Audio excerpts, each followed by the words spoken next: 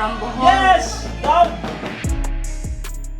Isang kababayang boksidor na naman natin ang dumayo sa baluarte ng kalaban sa bansang Japan. Ito ay ang tubong Bohol na si Vergel Vitor alias Valiente. Para kasahan ang rising prospect ng Japan, ang undefeated at kilalang knockout artist na si Toshihiro Suzuki. May record itong 3 wins, 0 loss, 3 dito via knockout. Pero palaban din ang kartada ng dayong Pinoy na 21 wins, 2 losses, 14 via knockout. Gaya ng inaasahan ay isang maaksyong laban ang pinamalas ng dalawa sa ibabaw ng lona. Di nagpatinag ang dayong Pinoy sa undefeated at knockout artist na Hapon. Sinabayan ang lakas at tibay, pero nang ibabaw ang lakas ng dayong Pinoy. Bumagsak ang Hapon. Down! Yes! From Bohol. Yes! Down! Pero nakuha pa din itong manalo. Sabi nga ng karamihan, basta aabot sa desisyon ang laban at nasa baluarte ka ng kalaban lumaban, ay paniguradong delikado ang lagay mo sa mga mata ng mga hurado.